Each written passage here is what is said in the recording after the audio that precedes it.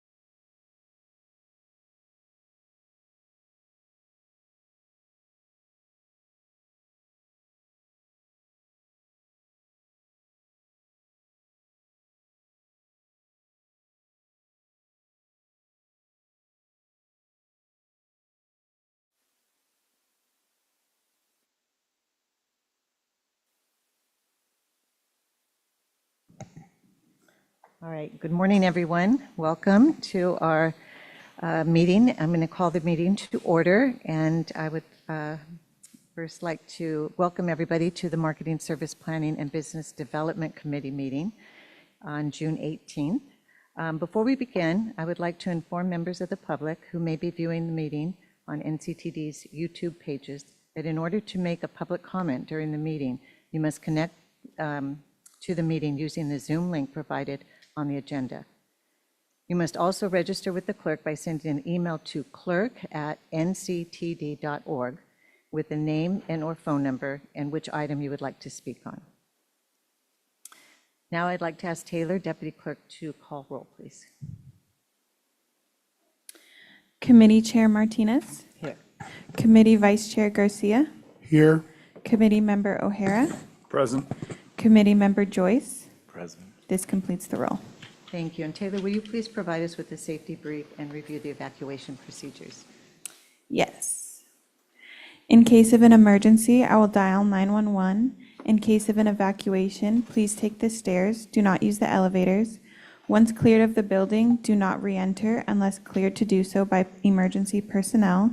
There are fire extinguishers and first aid kits on each floor of the building. There is a portable defibrillator on the first floor and staff on hand trained on CPR procedures if needed. This concludes my safety brief. Thank you. Taylor, do we have any public comment today? No, we do not. Before we get to the specific items on the agenda for this meeting, I would like to outline meeting protocols to make this meeting as efficient as possible. First, please hold your comments and/or questions until after the agenda item has been presented. And second, when time comes, the board member comments or questions, please raise your hand and I will call on you in the order they were raised. All right, we'll go to agenda item number 1. The first item on the agenda today will be an update of the fiscal year 26 marketing and communication program results to date and an overview for the fiscal year 27 marketing and communication strategy. Mary Dover, Deputy Chief Operating Officer, will present this item. All right, Mary, thank you. Thank you, Chair. So before we get started, I'll do a little bit more protocol. Sean, our CEO, typically sits in the seat. However, he is attending a very important family event. So I am here. I'm still your committee liaison for the MSPBD committee, even though I've shifted into a new role. So going forward throughout the year, I'll still be here. I also no longer oversee marketing. However, I've had the pleasure of working with the team that developed this plan for the past year. So I'll give an overview, and then Sean and I can answer any questions that you may have after the fact. So as you may recall, when the MSPBD committee meeting met earlier this year and we were discussing the work plan, we discussed one of the items being the committee would receive an overview of the marketing and communications program, and then there was a request to kind of discuss the long-term plan of marketing efforts. So I'll first give an overview, as the chair mentioned, of the activities and campaigns of the marketing team for FY26, and then kind of a look ahead into FY27, and then go over what the long-term strategy is for the marketing department. So the marketing team has been very busy in FY26. We have standard annual events that we typically promote. We encourage riders to take transit to various major events throughout the county. The most popular one and the biggest ridership driver for us is the Padres. So throughout Padres season, NCTD staff is present at Petco Park. We're present on the modes. We do a significant push before the season starts to remind riders that taking the coaster and then either walking to the park or transferring to trolley is the most convenient way to get to the park. We have historically done a very heavy advertising push for Padres, but we've developed that ridership base. We have a very, very strong ridership base among the Friar Faithful that take the coaster to Padres games. So now we're really heavily pushing on presence at Petco and riding the coaster, tabling at coaster stations, and reminding riders that this is the best way to go. Another way that we drive ridership is by offering free rides throughout the year. One of our most popular is for Transit Equity Day, honoring Rosa Parks on February 4th. We provide free rides on all of our modes throughout the day. Similarly, to encourage safe transportation to and from New Year's Eve events, NCTD and MTS offer free rides after 6 p.m. on all of our services. We also, a major event throughout for the whole county, draws hundreds of thousands of people to downtown, is Comic-Con. That's coming up later next month. So we'll continuously do a push similar to Padres. Taking the coaster and the trolley is the best way to get stress-free to the downtown area.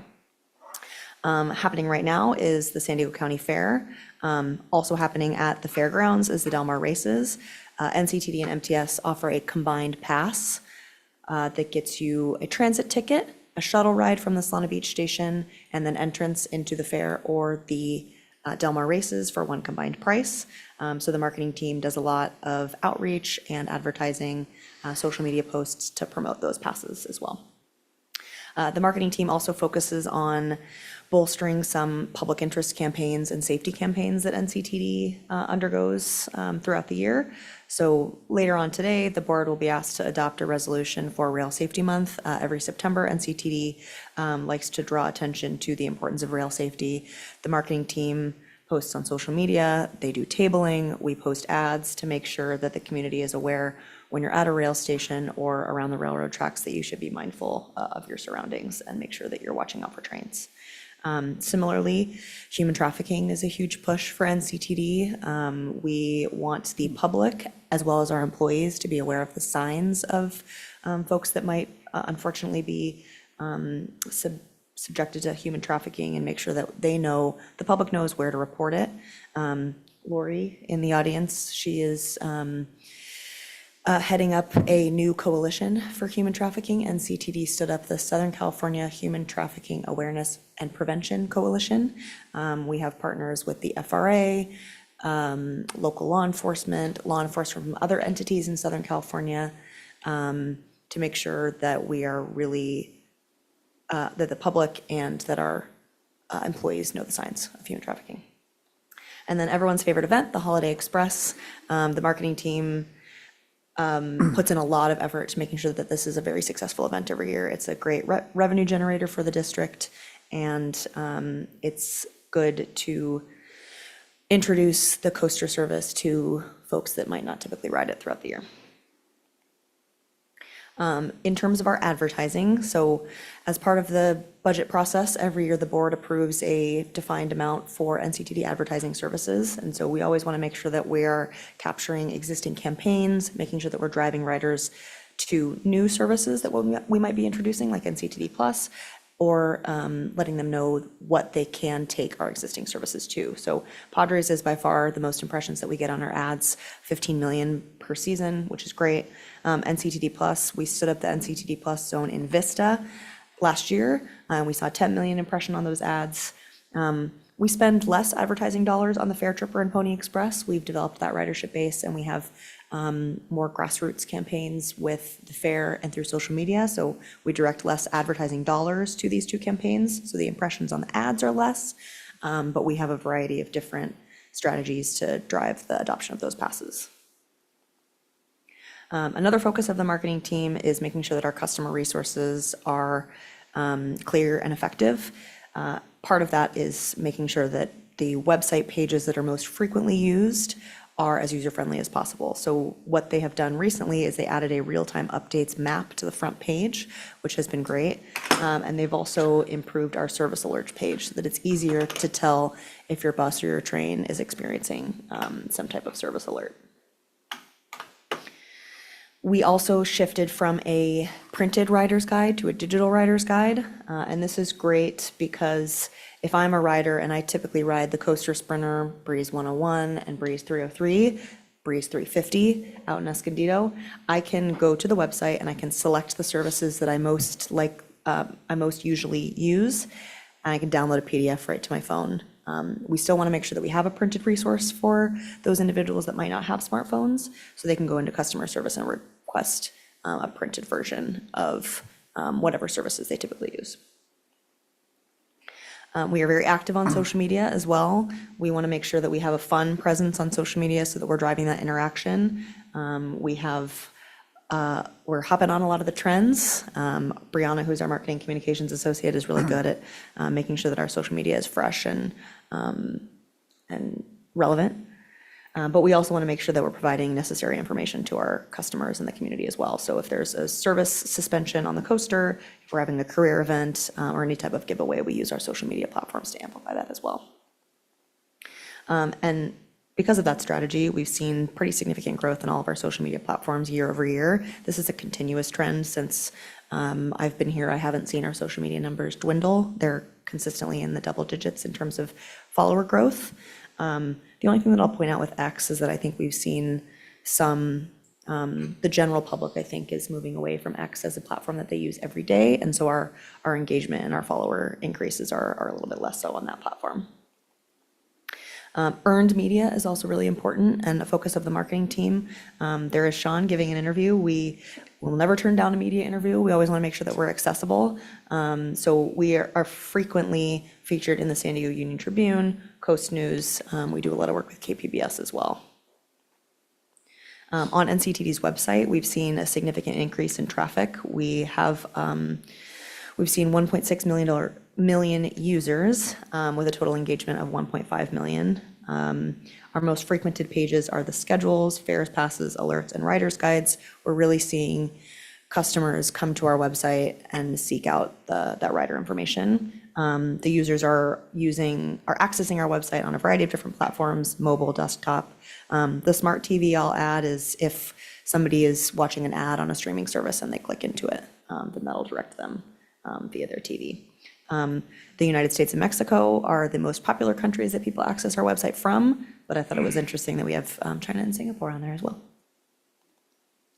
And then I think most important, specifically to Sean, and a significantly renewed focus of the marketing team is making sure that we're out in the community.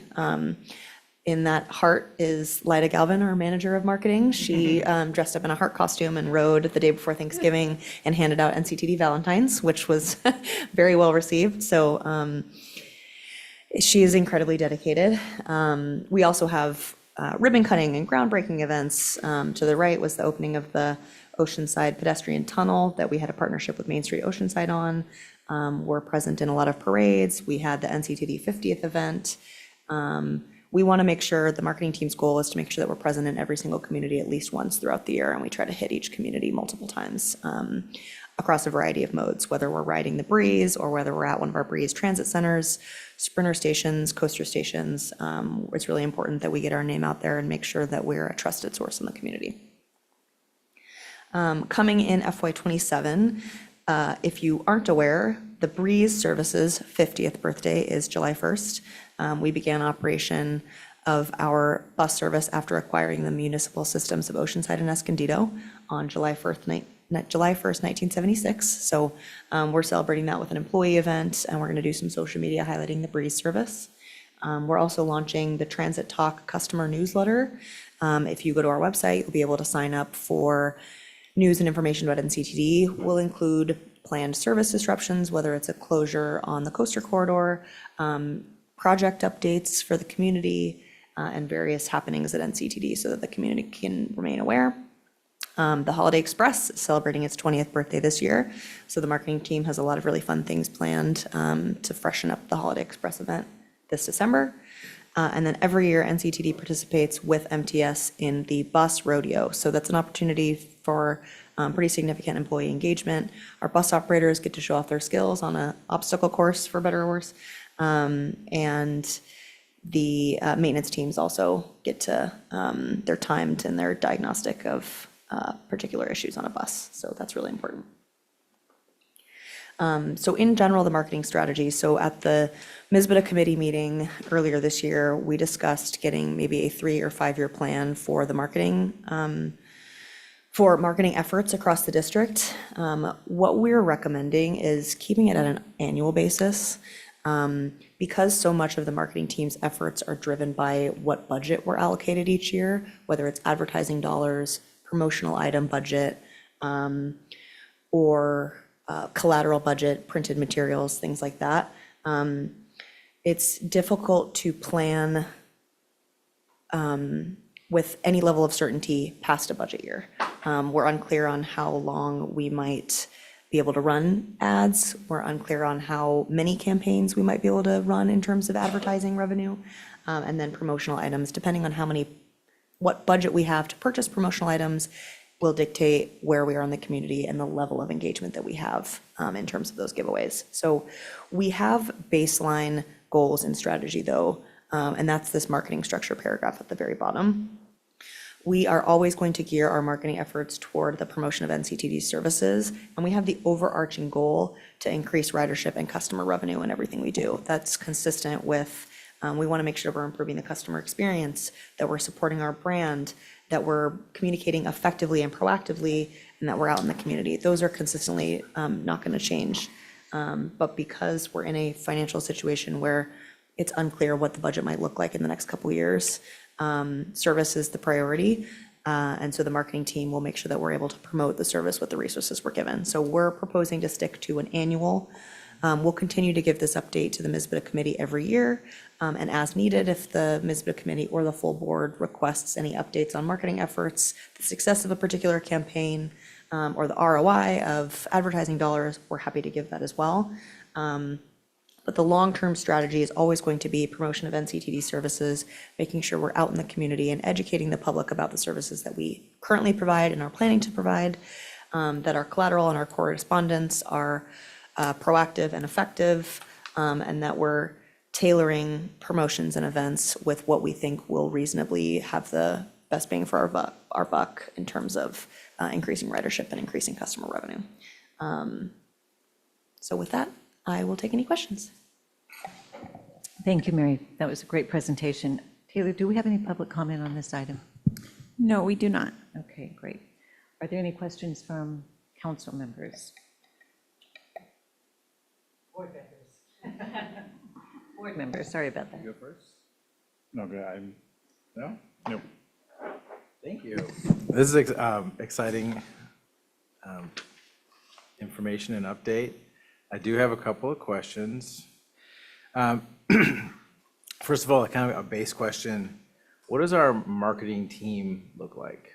Like how many members, how many folks, what kind of general? Small but mighty. So we have a senior graphic communications designer, Victoria, that is incredibly dedicated to making sure that all of the collateral that we publish is fresh and matching the moment. Brianna is our marketing communications associate, and then we have Lida, our manager of marketing communications. We have the support of an ad placement consultant that works directly with Meta, TV, streaming services, Odyssey Radio for Padres, things like that to help us place those ads. And then if it's something that's going to have high visibility, we do have an on-call marketing consultant where if we're really in a pinch and our in-house resources can't generate a video or an advertisement in particular, we'll outsource this that way. But the 3-person marketing team is very effective at completing most of the work that's done by the team. Yeah, small and mighty.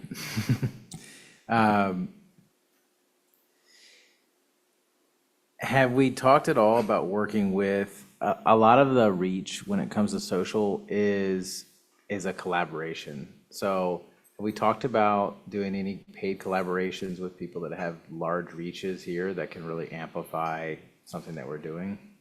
Yeah, so we do a lot of the grassroots efforts that I had talked about specifically with the fair. We do a lot of collaborations with MTS, and we do a lot of collaborations with the fair and the Padres. We do drive a lot of engagement that way. In terms of individuals that might have a higher reach, we do have a lot of homegrown interest in NCTD services, specifically around the Holiday Express service. We get a ton of individuals on social media that have a very high following that will post about it that we don't have to pay for, which is great. I think we're like tacitly exploring what a collaboration might look like, recognizing that as a taxpayer-funded agency, we have to be very careful with who we partner with. And so we've kind of shied away from that so far, even though we see that there could be potential benefits.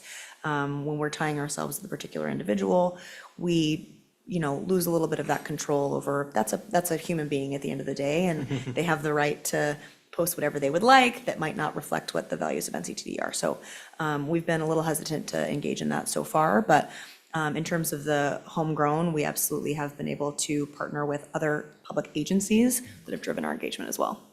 Okay. And feel free to jump in if you have something that's like similar that you want to add to it, because I actually have a lot of questions. I'm sorry. Go ahead. What is you said a lot of it is budget driven. What is the budget this year, or the proposed budget for next year compared to the one that you worked with this year, or the team worked with this year? Yeah, I can get you the specific number. Generally, do you know if it's a big change? It's pretty consistent with what it was last year. It's around $1 million for the whole marketing department. That's all. So that includes salaries, wages. It's about $200,000 for advertisements, which surprisingly does not get you a lot. But we focus a lot. We tailor the strategy based off of what we think meets the moment. A couple years ago, we had a very heavy push on advertisements for Padres. We've scaled that back a little bit because we've grown that ridership base. We're able to focus our efforts on other things. So this upcoming fiscal year, we're going to do a general NCTD campaign. What are our services? Where do they go? And what's the best way to utilize them? We're going to have, potentially a fare change that'll be going into effect in October. So we're going to want to direct a lot of our advertisements towards that, letting the public know that this is coming, how to purchase passes, how to ride the service. So it's largely consistent with what it was last year, but we're going to be shifting that strategy a little bit. Well, with kind of aligning with that, is that consistent with other agencies of this size? That's a great question. I can get back to you on that. Okay. I can answer that. Holy moly. No one Man in the sky. who can't see you in front of us. No one knew you were back there, Sean, looking over there. And to your earlier question, if we could get a call from Snoop Dogg, I think we'll be totally in on that. I would say agencies of our size, it's dependent on whether they're specifically bus or specifically rail or a little bit of both. And in our case, I think our budget is a little higher than some of the other agencies comparative to our size because we have two modes and they sort of have two different plans when we talk about marketing.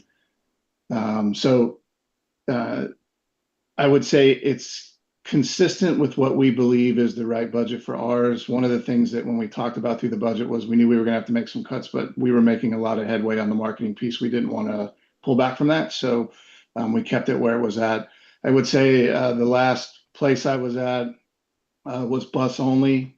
And our budget was a couple 100,000 lower than that, just because we really had a singular focus on bus and didn't have the other rail piece sort of tied to it. So I think the reason that our budget is where it's at and maybe a little bit higher than some agencies close to our size is because we have the demand response, we have the rail, we have bus. So we have a lot of different avenues that we're trying to promote at the same time versus just sort of one mode. So.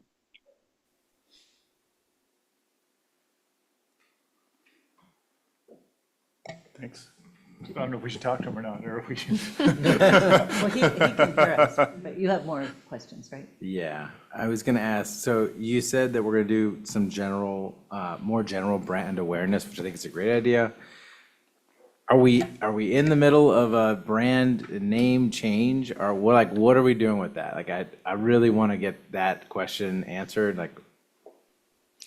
Yeah, so we did, for national awareness purposes, we saw the benefit of tying ourselves to San Diego. A lot of the times when Sean and I were out in DC or even up in Sacramento, it was hard to identify NCTD as being part of the San Diego region. It was also important to us to reference the fact that we are a railroad and we own the San Diego subdivision of the Losan Corridor. So that's why we have started going by North County Transit, San Diego Railroad. When we are in the community in San Diego, we typically just say North County Transit. And our acronym is still NCTD. We wanted to make sure that the customers that know us by a particular name weren't confused by any type of name change, so to speak. But for official purposes, our name is North County Transit District. That's the way we are codified in statute. But we operate as North County Transit San Diego Railroad. We have changed our color scheme, so we are in the process of rebranding. The Sprinter in particular has we're intending to match the Sprinter with what the coaster looks like so that our rail modes are consistent. We have a picture of that. I don't know that we do, but I can send around a picture of the new Sprinter app. It was featured at the NCTD 50th anniversary. So if we did, where his question's going, if we did change the name and you did recognize it, would you want to do more of a DBA where, because one of the challenges with changing the branding and the name is you've got to change it everywhere, not just on signs, but at the federal level, at all the agencies you deal with and all the different pieces that go with it. So are we talking about when you say a rebrand like that, is a agency renaming or a rebrand like a DBA? And I'm just. Yeah, I can answer it. I would say primarily as a DBA, and the reason for that is because historically we have not always been North County Transit District. In fact, for only maybe half of our existence have we been North County Transit District. We've had monikers as long as the North County Transit, the North San Diego County Transit Development Board. The railroad is actually the San Diego Northern Railroad. So we still do, even though that was dissolved, we still do a fair amount of business as SDNR. In fact, we still have the SDNR sign down in the basement if you all want to take a look at it. So I think our goal when I came on board was I knew we didn't have enough money to do a full rebrand. That would have cost us a significant amount of money. Really what we heard from the community and our employees is that our logo was significantly outdated. They commonly referred to us as DirecTV installers because it looks exactly like the DirecTV logo. We wanted to just modernize the logo and really shrink the name. So at least in North County, it's just really North County Transit. That's how everybody pretty much knows us. And then I think as Mary touched on at the federal level and at Sacramento, there were times the first year I was here where we went to DC. There's actually a former employee of ours who is the executive director of sort of NCTD in Arizona. It's the Northern Arizona Transportation District.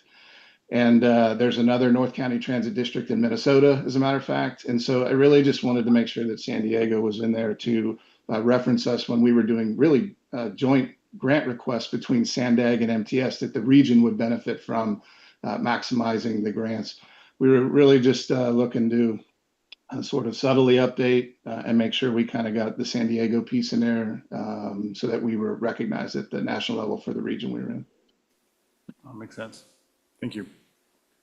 So the dark blue is like the main jam, and then the teal, teal, Yeah, whatever so that color the is this like the highlight trim? folks listening online won't be able to see, but the old coaster wrap that is on the screen right now is similar to what the Sprinter looks like right now. So coasters haven't been wrapped like that for a while. New coasters we received 2020, 2021 were wrapped with a new color scheme that have the blue, the teal on the top, then there's a white line, then there's blue, and then there's gray. Did I describe that correctly? Now it's the teal, then blue, and then a white line. There we go. Okay.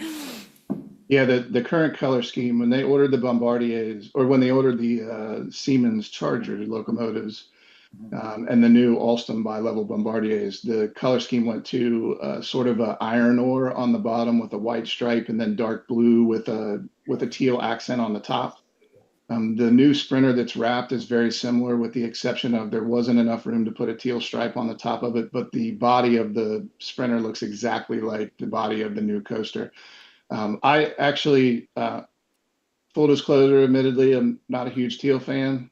Mary's been trying to work hard on me about that, but I love the way our buses look. I think our buses are some of the most unique in the entire nation, and I did not want to touch the color scheme on that. They are fantastic, and so the buses still have the same sort of wave with the blue and the teal, and we wanted to maintain that. I'm just saying, Board Member Joyce was just saying Father's Day is coming up, and nothing says Happy Father's Day better than a teal tie, sir. I actually have one.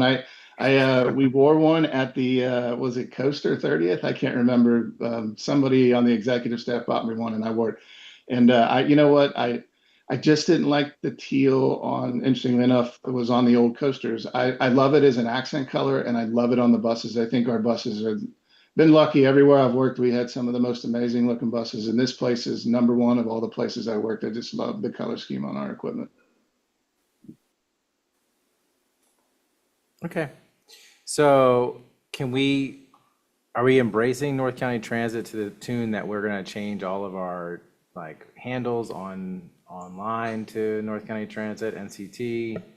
I'm just like, let's do it if we're gonna do it. So we did, and we certainly appreciated your pointing out to us that when you search NCTD on Instagram in particular, nothing came up. So after you pointed that out, and we sincerely appreciate that, we did change the name on our Instagram. It says North County Transit San Diego Railroad, parentheses NCTD. So anybody that's searching, they don't have to type in Go NCTD. For purposes of the acronym, NCTD is what people know us by locally, and so we didn't really want to change that. We didn't want to confuse the customer if we didn't have to. So our social media platforms should be, the name should be North County Transit San Diego Railroad, and then the handle is still Go NCTD. Okay. All right. I mean, I would just say like, it's probably gonna continue confusion to have the two different names on the thing. So I don't know when we cut the cord on that or not, but okay.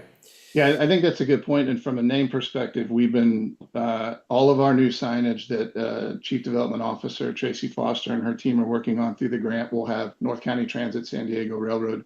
The issue is our website a little bit with Go NCTD, some of the handles on our social media, but the names on the social media, with the exception of one, are North County Transit San Diego Railroad. We tried to change our Facebook page, and they claimed that we were trying to hijack the website and that we were a fraudulent agency and we're going to shut the page down. And so we're working behind the scenes to try to get somebody from Facebook to help us out with that. But that's the only one that we have not been able to change yet. They were going to lock out our account, and we didn't want that for customers. See if they actually have a human that works there to answer your call. Yeah, I've actually had that issue before. At my last job, we had somebody put a Pokemon Go park next to a very unwelcome facility, and we had to call them and get them to remove the Pokemon Go location because it was not it was a historic place where they had meetups between people that the cops were frequently there, and there was some drug use, and so we had the same issue with Nintendo when I had to contact them years ago, which is maybe a highlight of my career, that I got to talk to somebody high up at Nintendo about a Pokemon Go stop. So, some of those things, when you deal with them, I think they just want verification that we are who we are, especially with everybody getting hijacked these days and stuff. So, not really mad at them. We just need to get it figured out. Cool. That's funny with the Pokemon Go. So, is TikTok not on our list? Are we not doing TikTok? TikTok is not on our list thus far. I think we're exploring what engagement with TikTok might be. We find that Instagram Reels are just as effective at driving engagement, and a lot of the folks that have TikTok are also on Instagram Reels, so we're reaching a similar audience.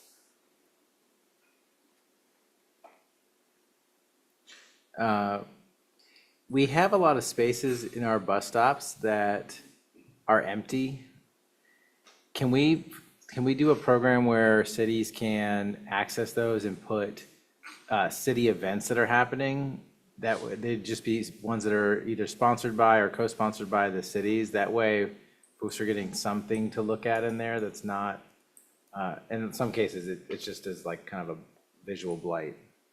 Yes. Yeah, we, Oh, sorry, go ahead. you want to go? So I was going to say, yes, we're working on that. The thing that we have to be very careful with is, from a legal perspective, it has to fall under the association for the public good. And so we just need to be thoughtful about, we're partnering with this city to promote a city-driven item. We also want to use that space to really sort of promote some of the brands as well between rail and bus operations. One thing that I heard when I came in the door, I guess it's been on getting close to 3 years now, was that people didn't know that we ran those modes. They thought Coaster was its own company and Sprinter was its own company and Breeze was its own company. And so one thing I had to do in a past life was actually put next to the logo like Sprinter by North County Transit. And then we really want to kind of pump that up at the stations, like buy the pass and get a day pass, do the things you need to do. But we can definitely look into, and I'm always been a proponent of this, like the city's got events coming up, especially if they're citywide sponsored events like Thursdays in Oceanside, or even things like we're having these groups come down to help people that need assistance on X date. We want to put those out there too. We're looking at actually putting video monitors inside of our buses as well. And we'll at some point in time be able to scroll through live feed of our bus while they're on the bus, but also some of those community engagement things. Right now we do that on paper. There's a piece on the media box where we can slide in a reminder that things are happening in the community or that there's going to be a service change. And that's all part of the stuff we want to do. So Lida's working on that for us with our legal team, just to make sure that we're in lockstep on what we can and can't do. Awesome. The last one that I had was all of our promotions are on the Coaster. Do we have any Sprinter promotions at all? Yeah, so that's part of a lot of the major events that happen in San Diego County are along the Coaster Corridor or in downtown. So that's where our focus has been historically, especially as we came out of a pandemic ridership shift in demographic. We had those traditional commuters that were riding at the peak times on all of our services. Now we're trying to attract more of those leisure riders. And so we were really hitting hard on those major events. But that's part of our shift, right? We are going to have a huge push for the Sprinter, especially as we're rewrapping it, and especially as we're gearing up toward replacing those vehicles and improving the infrastructure on the Sprinter. And then Breeze as well. Breeze doesn't get a lot of love. So we're gonna make sure that people know that they can take the Breeze to, I don't know, Grape Day Park or the Vista Amphitheater, things like that, to make sure that we're amplifying a lot of the destinations that are accessible by Sprinter and Breeze. We've got some good tie-ins with Front Wave too, and we're working on what their schedule for 2027 is going to look like so that we can promote Sprinter and then also the Breeze route that traverses that corridor. Yeah, I just saw an SD Strike Force commercial on TV. I didn't even know it was a big enough kind of thing to be on TV, but they were promoting, so it's definitely worth it. And then last plug, I'd be happy to volunteer to work on doing a Dia de los Muertos Sprinter ride or some kind of thing, because the Holiday Express kind of could also be a Sprinter thing. It's nothing that ties it specifically to a coaster, but I think that would be another version of that. That could be maybe a lower round, but we have a lot of people that come to Oceanside for that festival, and the Sprinter is definitely a use for that. Yeah, we've definitely, the only thing that we're looking at how we can do a type of special event on the Sprinter. The only thing that I'll note is, with the current Sprinter vehicle that we operate, because we cannot operate at the same time as freight, we have a window that we can operate Sprinter service, and then past 10 o'clock on weekdays, then it picks up freight. So we would just have to work in, when we would work in a type of special Sprinter, would it be taking away an existing revenue service trip or something like that? We would just have to work through that schedule a little bit. That's just one of the things that we're keeping an eye on as we try to look for ways to do a special Sprinter service. Sorry, you brought up a question. Is the Holiday Express, are those trips, so you said it's like a totally separate thing. Is it fully paid for by the tickets that people buy, or how is it off? Is it? It is, yeah. We generate $400,000 from the Holiday Express service. So it entirely pays for itself with tickets, and then we actually generate a little bit of revenue additionally on top of that. So we should introduce Christmas in July. That's what I was going to say. So I do have a question on my list that after Board Member Joyce asked. So how many days is the Holiday Express? It operates across 2 weekends in December, so it's 4 total days, and it's 15 trips total. Since it's so popular and a moneymaker, have you thought of expanding that? We have. We rely heavily on NCTD volunteers to work the event. We do hire the characters that are on board. Santa flies in himself and is so gracious to donate his time to us. But we do hire carolers and folks that read stories to the children on board. So that is an additional expense. When we scale up, we'll have to scale up that contract as well. We're considering it. We just want to make sure that we have the adequate staff resources, that we're not burning out our staff, things like that, to scale up the event. Yeah, great. All right, Board Member O'Hara, do you have more questions? Yeah,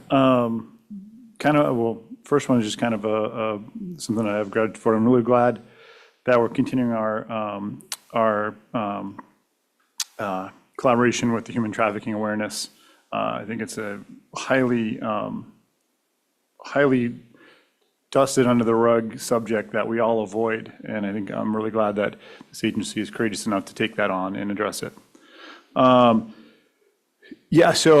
think one of the things that I heard from Board Member Joyce that I thought was we could really kind of build on, and I hear kind of a bandwidth issue here, right, of finances and small but mighty marketing team. And to the point of putting up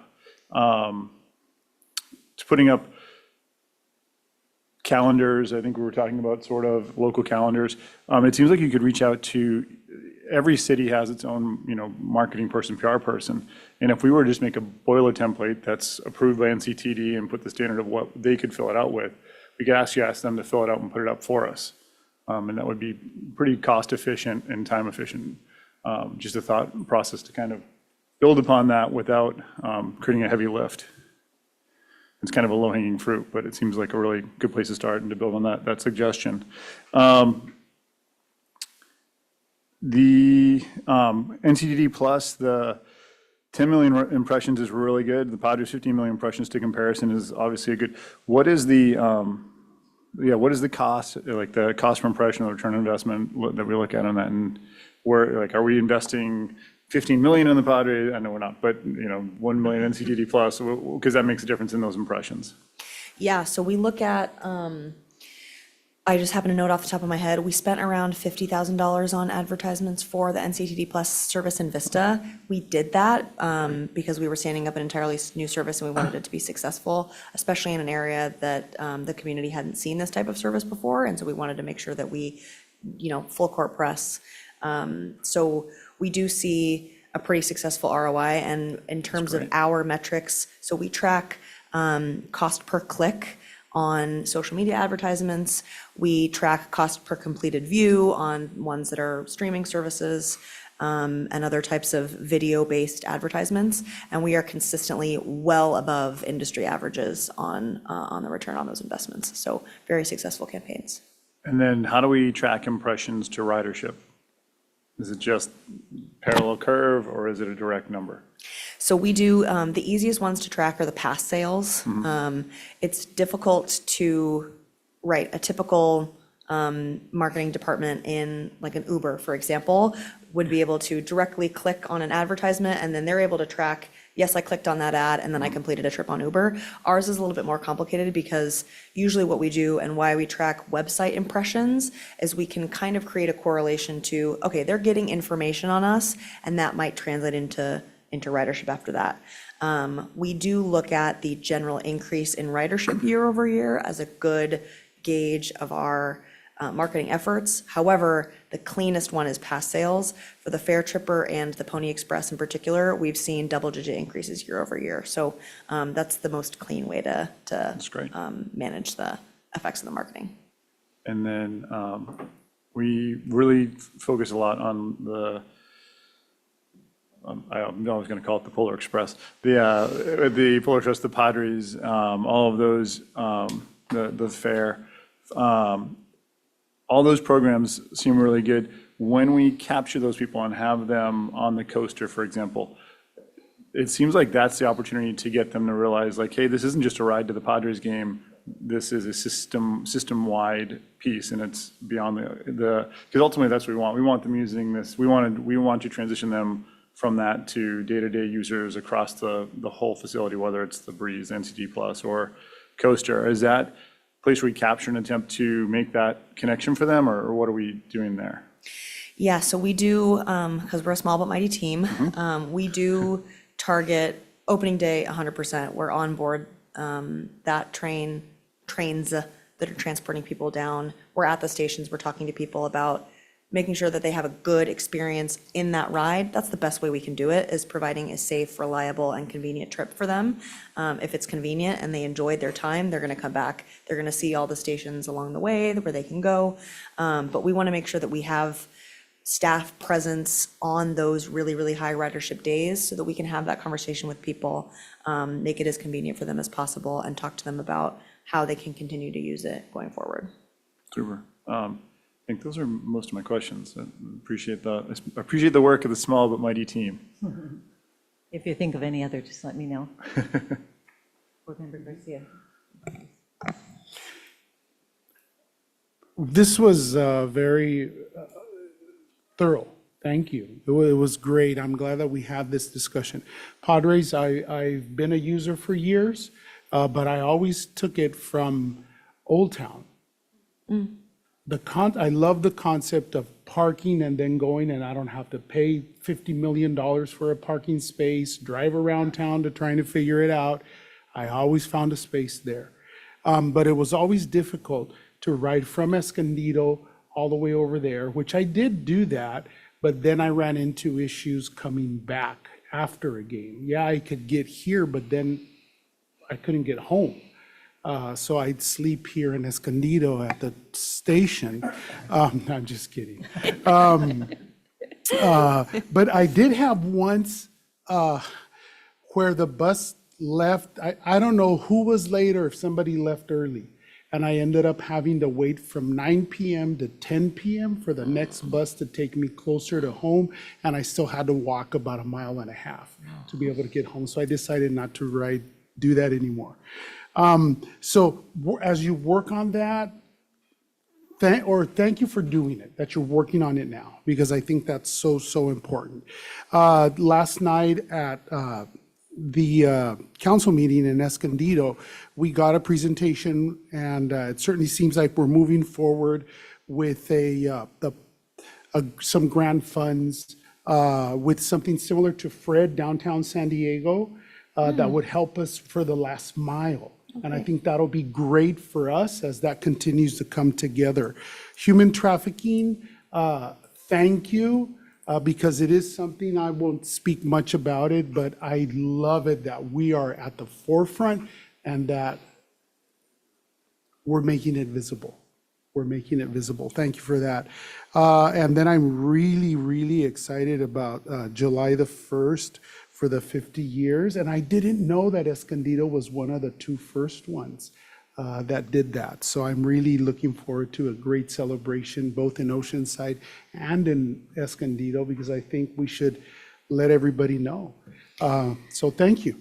Yeah, if any board members would like to join us, we do have some staff events on the 1st, so I can send over the schedule. We're bringing out food trucks, and we're, best way to bond is over food. So we'll send the schedule over. It'll be at our bus yards in Oceanside and Escondido. Thank you. All right, I just have a couple of questions. So for the Fair Tripper, does the 22nd Ag do anything for us in advertising, or is it mostly what this agency does? No, we do have mostly social media collaborations, but we do, they obviously have their own ads for the fair, and they will mention taking Coaster.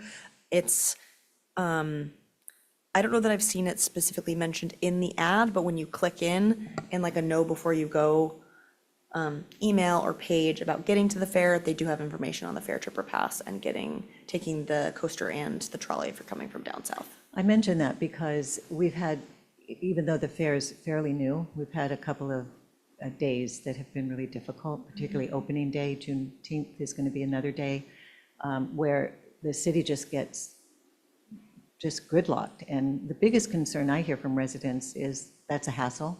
But, if emergency vehicles were needed, it could be really critical.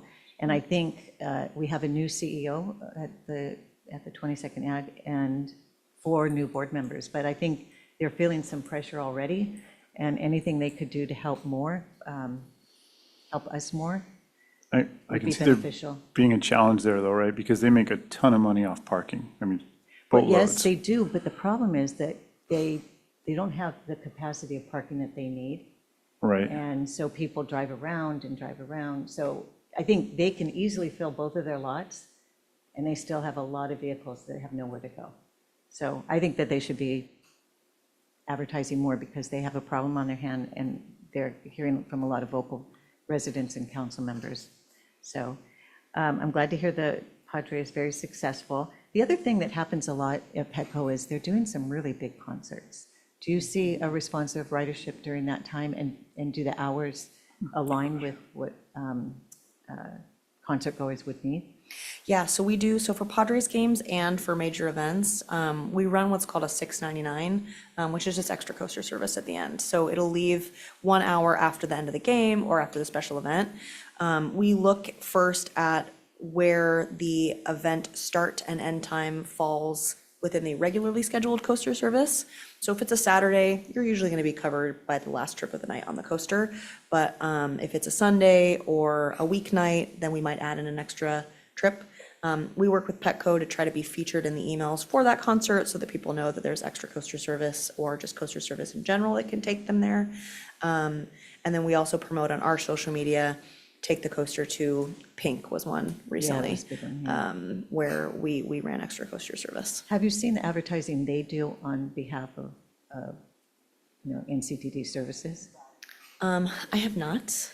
Yeah, I just think maybe have. The a little more Padres, hands-on. yes. Padres, absolutely, yeah, some of the concerts. The concerts, not so much just because they're sort of managed differently, I think, at Petco, but on Padres, we're all over the radio. I hear quite frequently when they talk about getting to the Padres games, and even during the Padres games, I've heard them on 97.3 The Fan talk about utilizing Coaster to get to Petco Park. Yeah, it'd be really cool if one of the Padres would take the route and push that on social media. I think that would be really nice. Yeah, if we could Yeah, talk to them. I would tell you, I was listening to 97.3 one day, and they were giving another host on 97.3 a lot of grief because he didn't take Coaster to Oceanside to take Metrolink to Angel Stadium to work the Angels Padres game, and so I thought that was pretty cool. Can I piggyback on that? Sure. Have we, and I'm not sure how to ask this question, but, so I'm just gonna screw it up and go for it. You're among friends, go on. So have we thought about a, hey, party pass promo, like, hey, you're gonna go downtown, you're gonna go to the Pink concert, and we know you're gonna have too much fun, so do it safely. And maybe even doing some sort of a promo where we promote with like Uber, who's then directing people to get on the coaster, to come back and use their service to go home. Good idea. We can certainly look at, we have a good partnership with Uber in terms of if we have like a service disruption or unfortunately our coaster service isn't able to be running for a particular time, we have a partnership with Uber and Lyft where we will give a discount code so that somebody can still complete their trip with us. I think we can certainly look at how we can expand that partnership. Or We even do- just planting the seed of, in the knowledge that there is a relationship and somehow. I think that is, because that's our biggest challenge here at NCTD, right? Whether it's the breeze or anything, it's the last mile, right? What's that? I said it's NCT. Yeah. I would say we do have a partnership with, not really a partnership, but we're having conversations. We were actually at a conference a few months back, and I got approached by a friend of mine who used to run the New Orleans transit system, and she said, hey, do you guys talk to your San Diego Tourism Council about how to build a pass? And I said, well, we do for Comic-Con, but it's built in differently. So you can buy like a hotel pack with a coaster pass and a MTS pass, but that's kind of the only one we do that for. And really what we were looking at was getting in contact with someone, and they did get back with us about what sort of like a pass sale would look like in terms of concert goers or through part of booking a room at a hotel, like how do you get that correlation? So that conversation is happening. There's some things that are complicating it a little bit, but we're working on that. And then my last is really a comment. I like the idea of having some video capabilities, because when I've gone to medical meetings, they always have in the buses a video, and it really educates you on things going on during these 3 or 4 days that you would never know. And they're driving attendants. So I think that's probably expensive and something in the future, but I think it could be really effective. Yeah, and as Sean mentioned it in terms of kind of under the guise of a security measure, we've found that some folks will comport themselves in a particular way if they think they're being watched, and so that can help with security purposes. That'll unlock some grant funds potentially that we're looking into to try to get the cameras inside of our buses and that screen. But while it's not displaying the interior of the bus, kind of like that fisheye back on you, I think we can definitely explore what some type of ad or NCTD information or something Yeah. like that could be playing. All right, any other comments before we move on? We're good? Yeah, thank you very much. All right, this was informational, so no vote is required.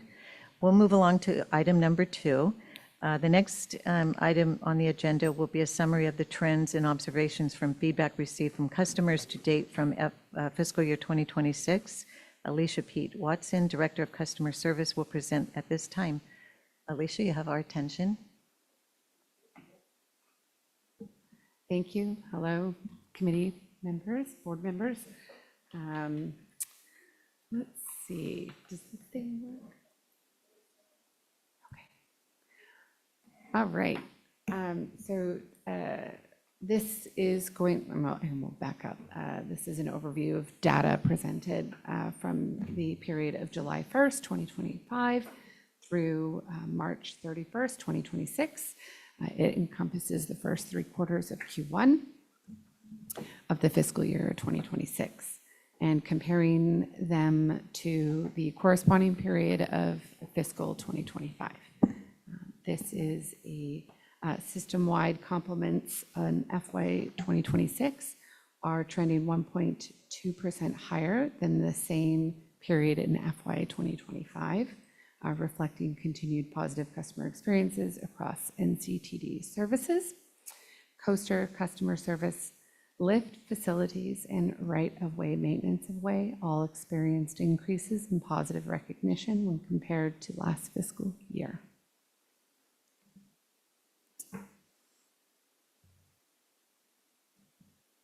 Of the 1,831 customer feedback reports received in FY 26 through Q3, roughly 58% or 1,053 are specific to modal operations, which includes Breeze, Coaster, Lift, Flex, NCTD Plus, and Sprinter. The remaining 42% or 778 pertain to customer experience right-of-way, maintenance of way, service planning, security, facilities, and to a lesser extent, safety.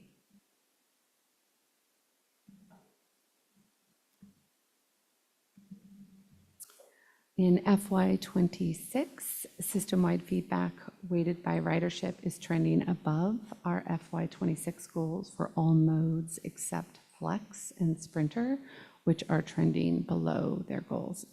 You can see this is feedback aggregated against 100,000 trips, so it's aggregated against ridership. Breeze, Coaster, Sprinter are against 100,000 trips, whereas Lyft, Flex, and CTD Plus are aggregated against 1,000 trips.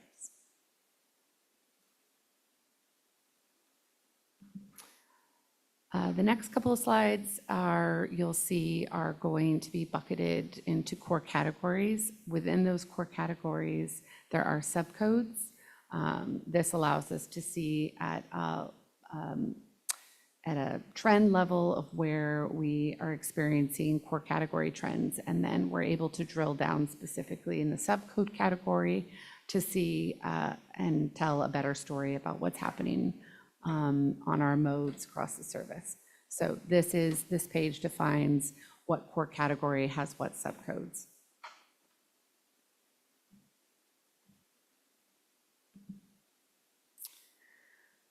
So the increase, this is our system-wide customer feedback. So this is, again, a comparison of core category, and then drilling down, you can see subcode.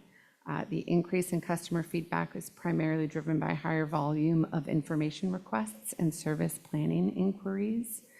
We also experienced modest increases observed in reports related to pass by left passengers, operator courtesy and unsafe driving conditions, as well as damaged or unclean vehicles. But these were not significant. So system-wide feedback is up 13.4% higher, and then all departments experienced more feedback except Flex and Sprinter, which saw decreases.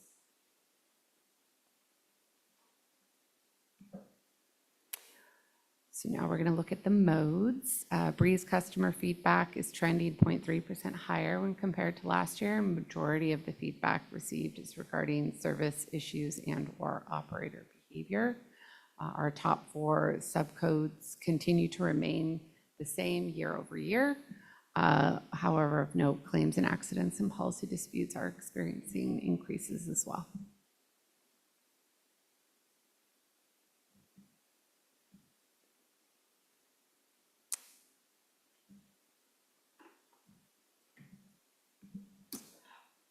Coaster customer feedback is trending 5.6% higher this fiscal year when compared to last year. The increase is due to more feedback regarding damaged and/or dirty trains, as well as IT requests. Overall, Sprinter system-wide feedback is trending up 47%, trending lower 47.2% this fiscal year when compared to last. This decrease is due to fewer cancellation complaints and capacity concerns. Last year, service-related feedback was significantly higher in Q1 and Q2, so we're happy to see those decline. Lyft customer feedback is trending up 16.4% this fiscal year when compared to last year. Issues with reservationists and/or dispatch and late service make up the majority of the feedback received thus far. For Flex, Flex feedback is trending 58% less than where we were last year. The decrease in feedback is related to fewer pass-bys, left passenger concerns, service late issues. However, dangerous driving did increase when compared to last year. I should also note that, as Mary mentioned in a previous conversation, NCT Plus Vista was added last year.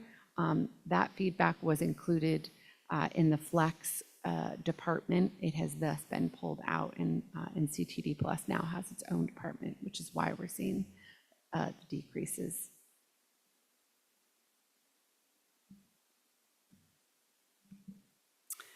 All right. Customer experience enhancement. So customer experience conducts monthly meetings with our modal operations teams These meetings, we focus on trends that we're seeing either in the customer feedback or when we're out there on the modes supporting.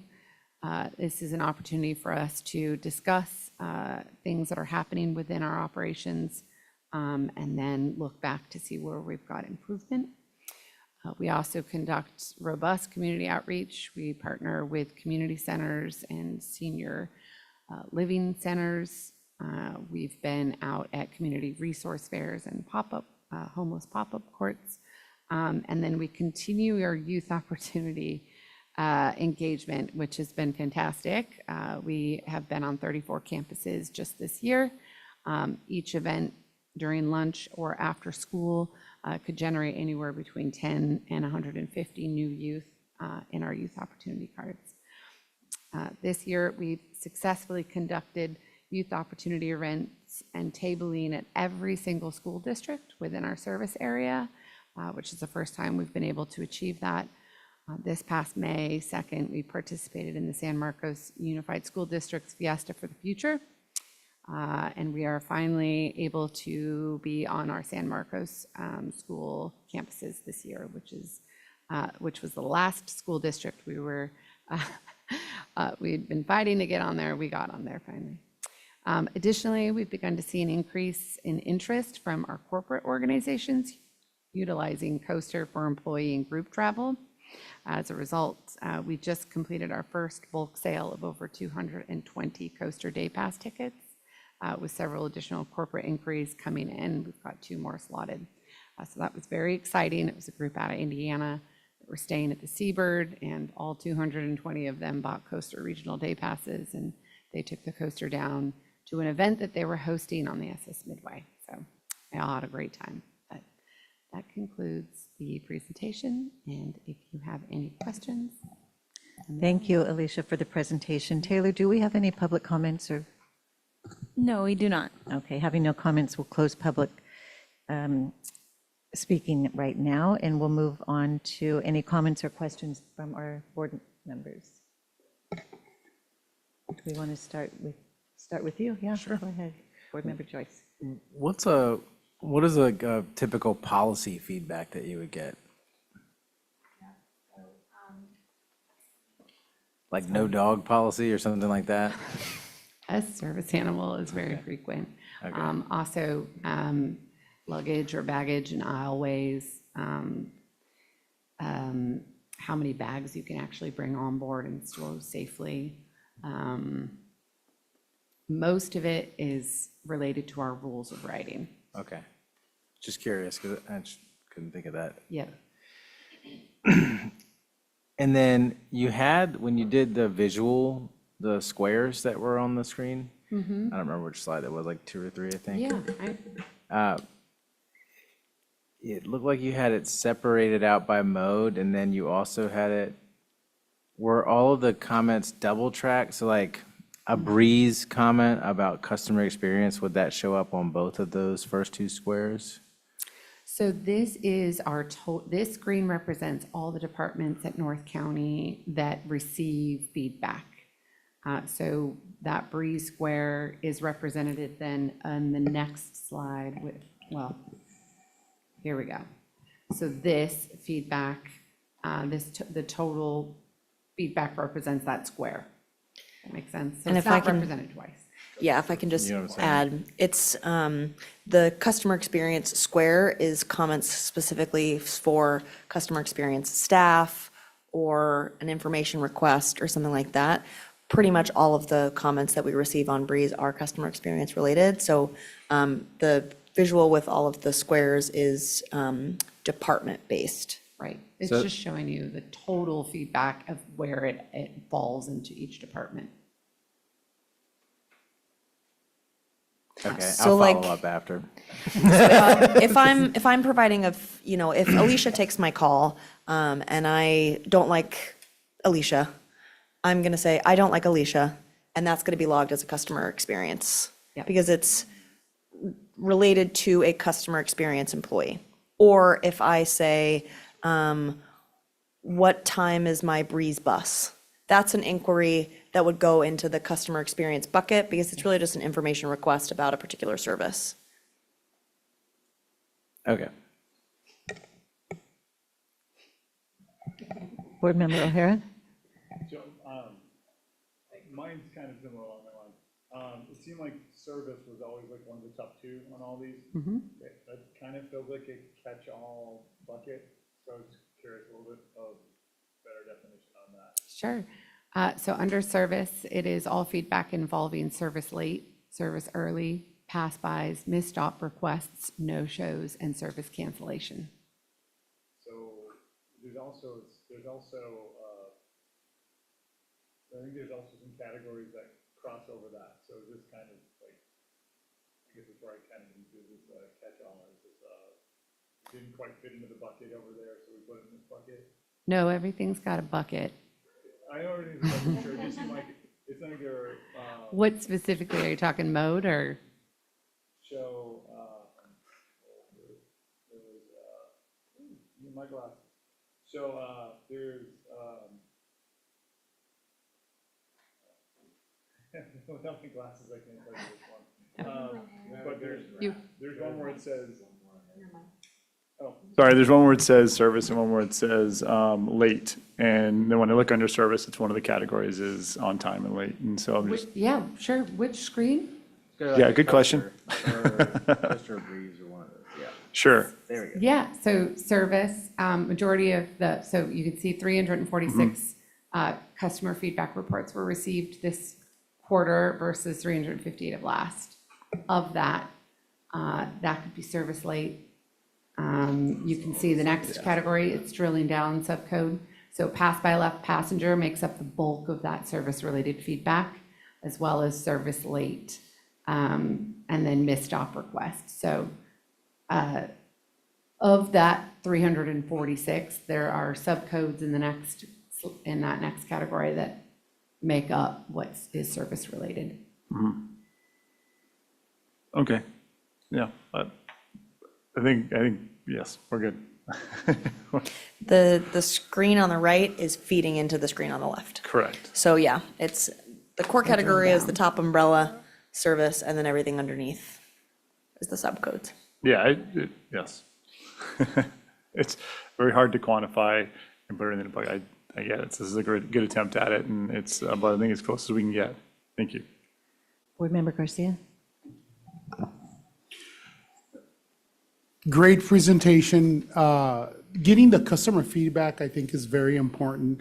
Unfortunately, as humans, when things go great, we say, oh, this was great, but we don't tell anyone.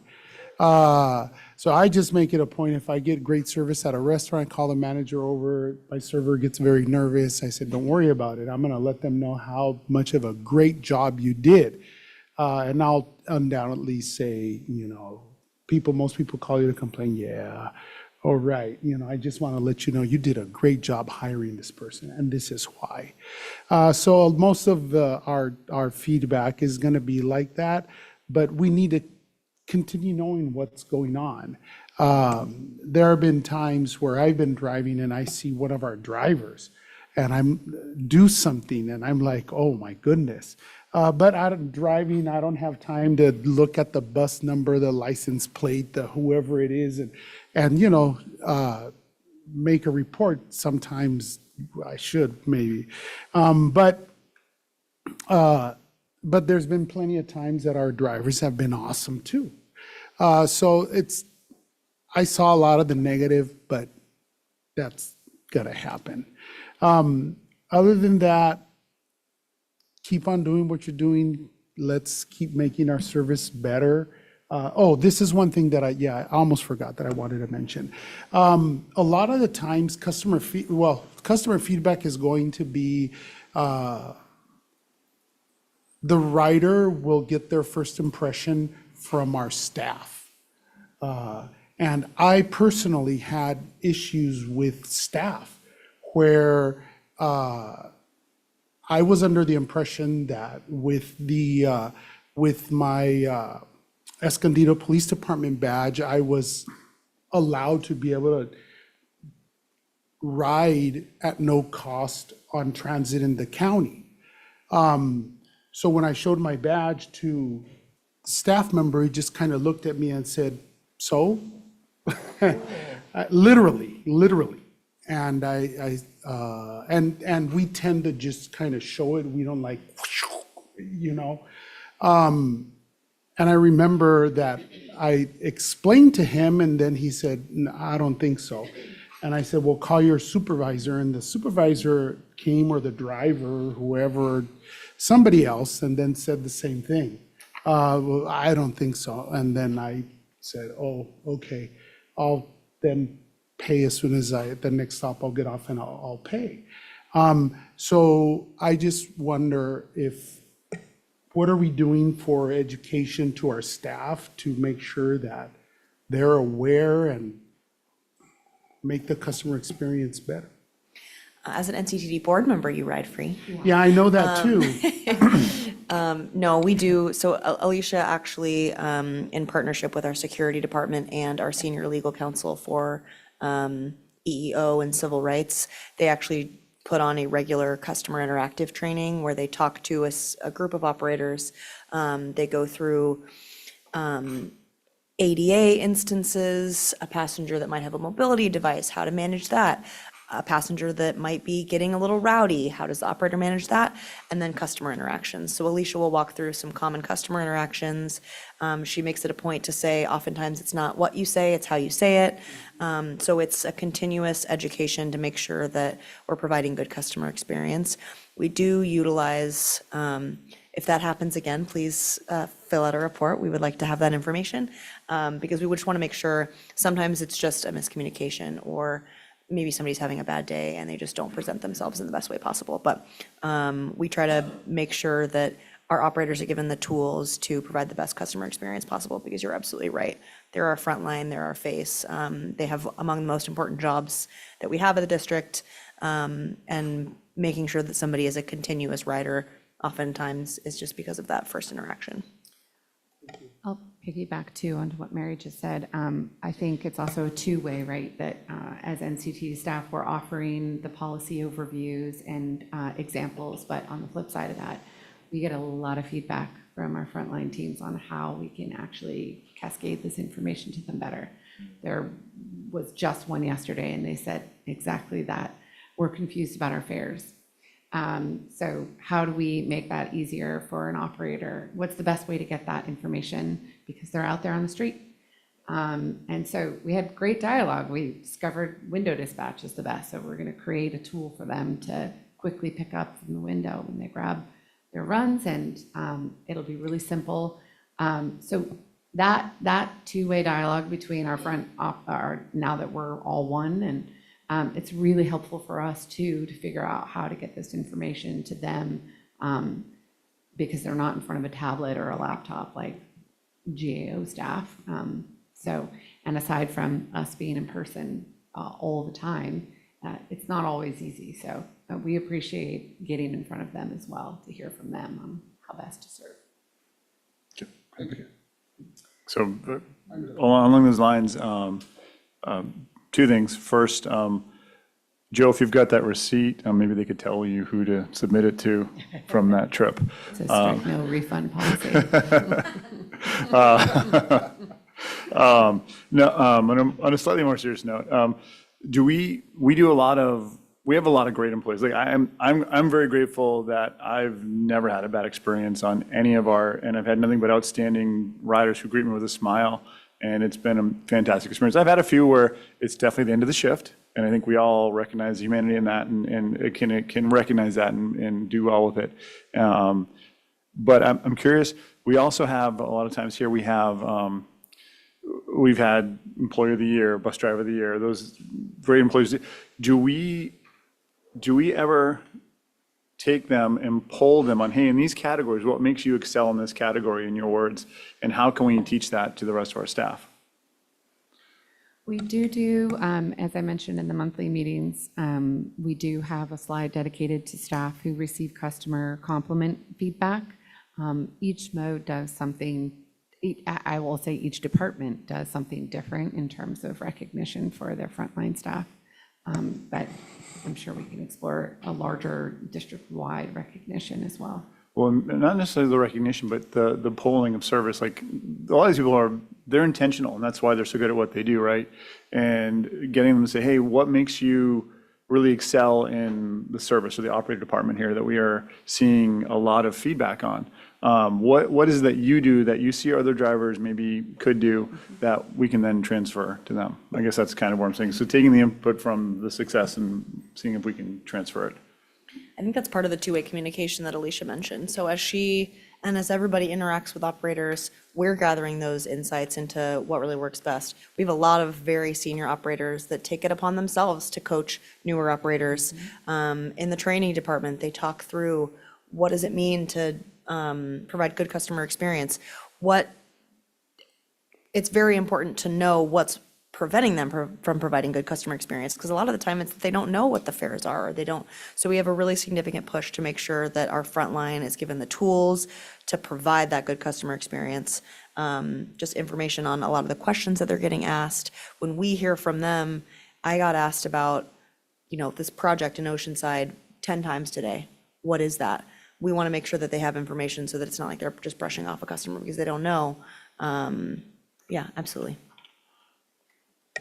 Thank you, Alicia, for the presentation. A couple of quick questions. So could you go over for us what the procedure is if someone has a complaint? How do they know where to make the complaint? How's that communicated? We do have a contact us page on goinctd.com, which allows customers to submit their feedback via the web. Majority of our feedback is called in. Our phone number for customer experience is one of the only phone numbers that's printed on all of our materials and advertised. It's 966-6500. But we are seeing that trend of customers submitting their feedback via the web. It's starting to shift, but I would say majority of the feedback that we receive is via call center. It is the only phone number that is printed everywhere. Right. We handle all calls for anything North County Transit District related. It comes through that number. So, yeah, but there's a small portion that will come through either in person and they'll handwrite their verbatim. There's also a small percentage that comes through on social media. So someone will make a comment. That's a little bit harder because we do want to follow up with them and I don't have a way to contact them back.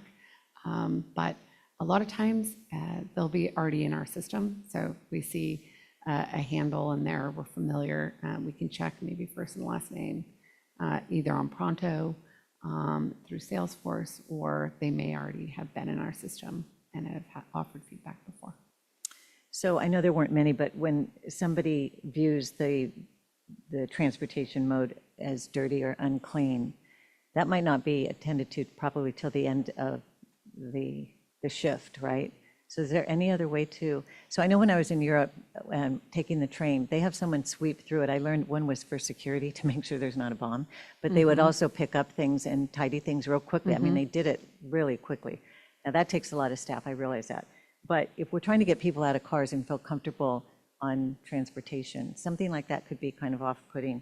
So just wondering if there was any way to address that before the end of the shift. Typically, Yeah, actually, I can jump in on that one. That is part of our plan. I think the current budget cycle delayed that a little bit. We're trying to find ways to put individuals in the field to manage those. I would say from a customer service perspective, typically we get that customer service complaint after the fact that somebody's already taken the ride. And so if it's the same day, we'll try to get that bus out of service. If they notify the operator, they'll call it in right away and we'll either switch out the equipment or we'll have someone meet them to deal with that issue. One thing that I'm accustomed to that I've had at other places are people that are on the platform that just sort of walk around and, clean a bus every third time it comes in or clean the train when it comes in. Our coaster schedule is pretty tight.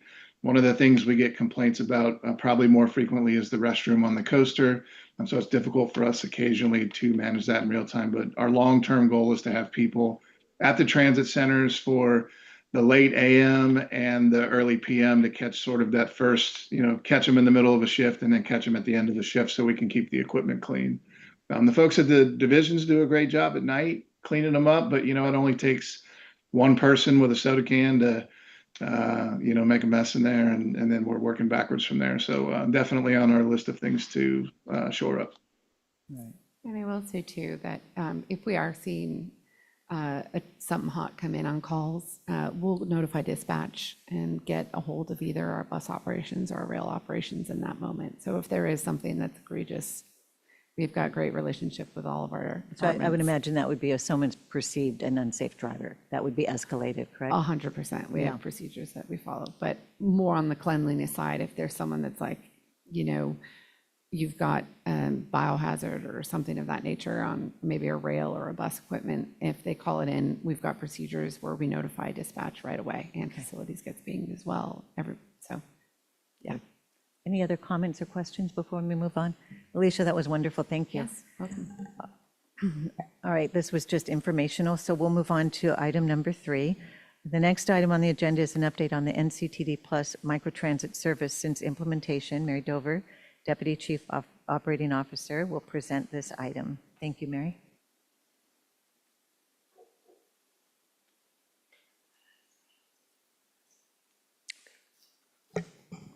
All right, thank you. Me again.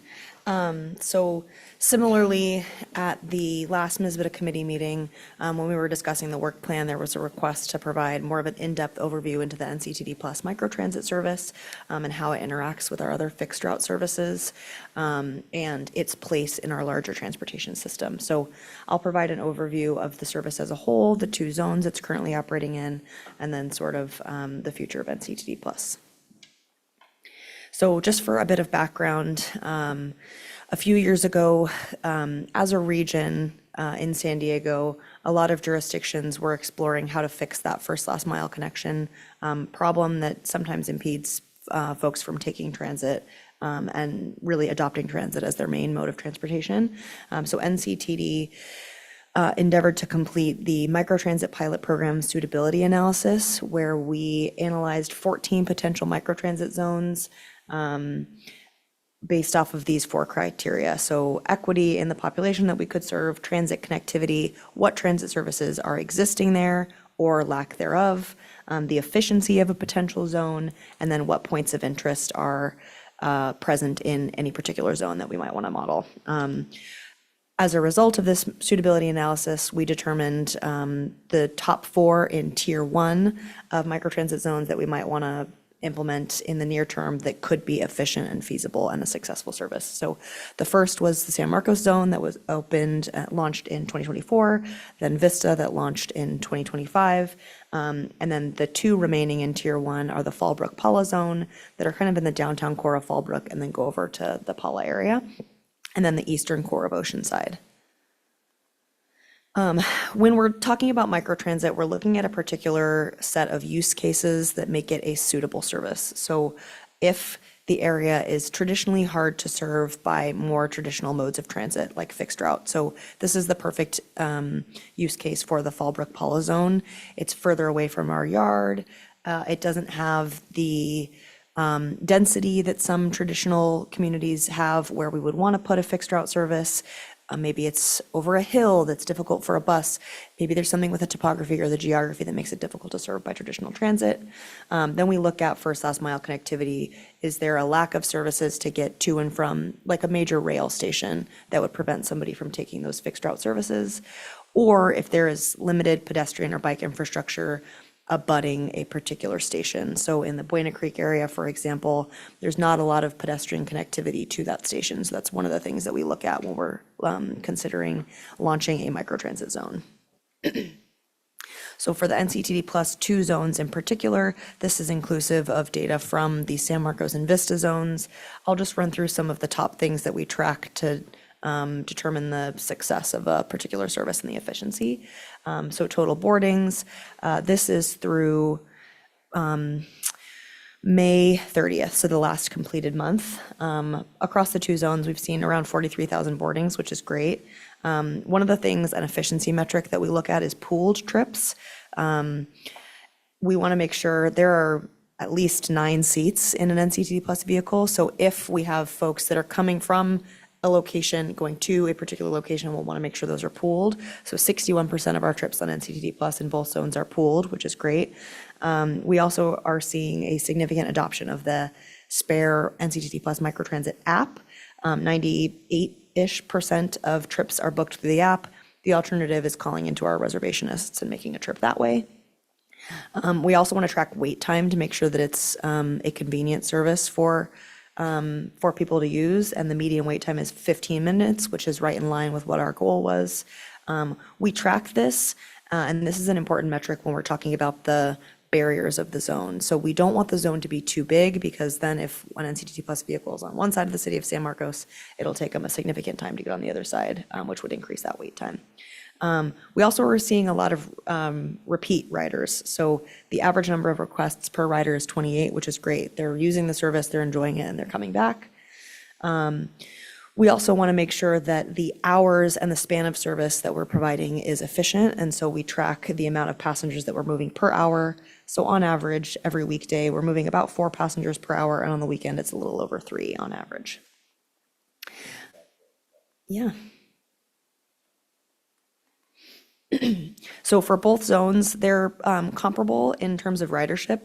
The San Marcos zone, it was our flagship, and so in the very early days of San Marcos, we had lower numbers. Vista, I think, had the benefit of San Marcos already being in adoption, and so the general riding public was familiar with the service. So we started out, and Vista was almost on par with San Marcos, and now they're both hovering around the 2,000 boardings per month.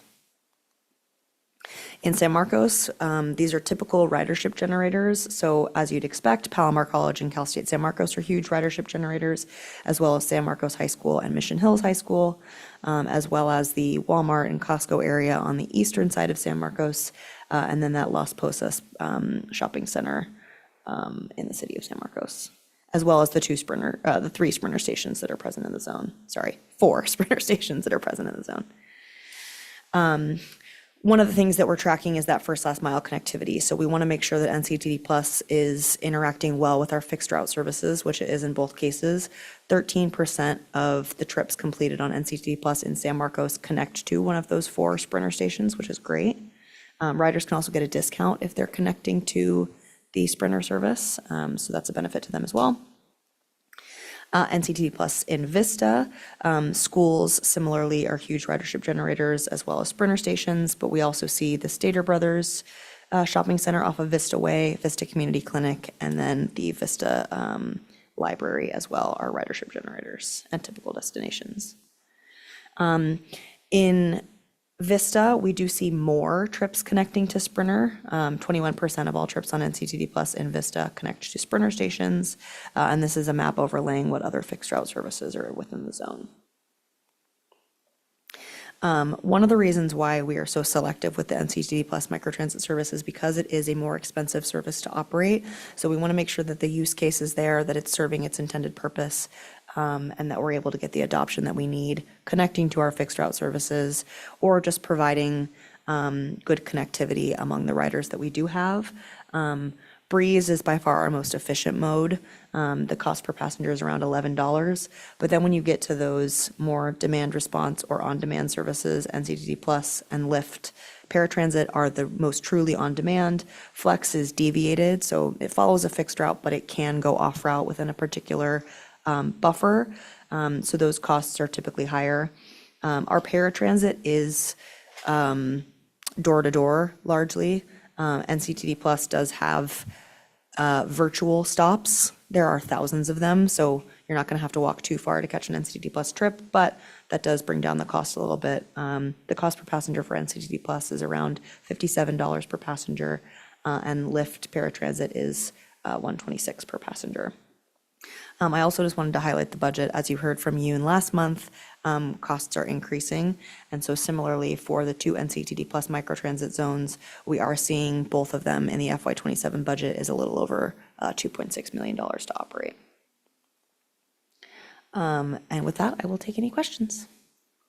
Thank you, Mary, for the presentation. Suhail, do we have any public comments on this agenda item? No, we do not. Okay, at this time, we are ending the public registration to speak on this item. I'll go to our board members to see if they have any comments or questions. I'll go, sure. Okay, so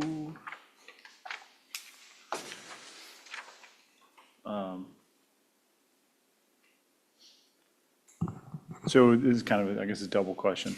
The three zones that we look at, the primary use cases, the limited pedestrian bike infrastructure, and I'd almost be curious to see an overlay map of some of these, some of the other maps on here, if we could lay them all on top of each other and see where usage maps and the ridership maps and these areas that we target. I feel like pedestrian and bike infrastructure, lack of, is generally in rural areas. People who live in rural areas generally want to drive their car. I'm